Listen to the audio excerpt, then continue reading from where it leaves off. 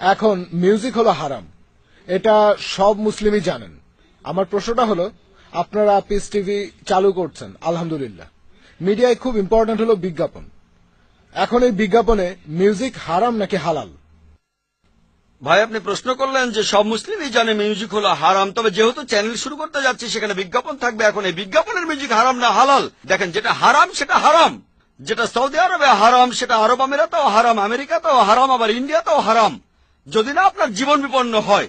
যেমন মদ খাওয়া হারাম, কিন্তু যদি আপনার জীবন বিপন্ন হয় আর অ্যালকোহলে আপনাকে বাঁচাতে পারে, এটাই নিয়মের একমাত্র ব্যতিক্রম। যদি জীবন বিপন্ন হয়, কোনো বিজ্ঞাপন না থাকলেও ইনশাল্লাহ আমাদের চ্যানেল বিপদে পড়বে না।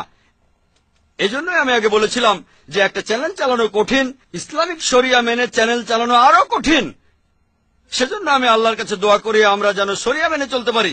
যদি ইসলামিক শরিয়া মেনে চালাতে না পারি তাহলে বন্ধ করে দেবো ইনশাল্লাহ।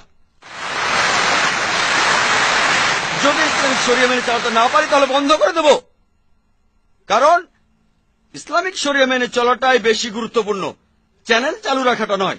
আপোষ করা যাবে না। আমরা হারাম উপায়ে সত্যকে প্রচার করতে পারবো না। যেটা হারাম সেটা হারাম। আমরা এই সব জিনিসকে হালাল কিছু দিয়ে বদলে দিতে পারি। যেটা হারাম সেটা বাদ দিয়ে হালাল জিনিস আনবো।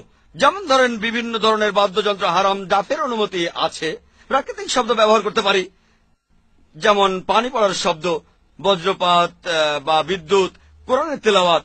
যদি আইআরএফের অনুষ্ঠানগুলো দেখেন, অনুষ্ঠানের শুরুতে আপনারা শুনবেন, আপনাদের মনে হবে না যে কোনো মিউজিক নেই।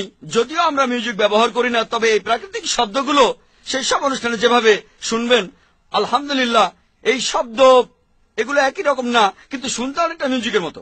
তবে প্রভাবটা ভালো। এটা আপনাকে আল্লাহর কাছ থেকে দূরে নিয়ে যাবে না, এটা আপনাকে আল্লাহ তাআলার কাছে নিয়ে আসবে। তাহলে প্রাকৃতিক শব্দ ব্যবহার করা যায়।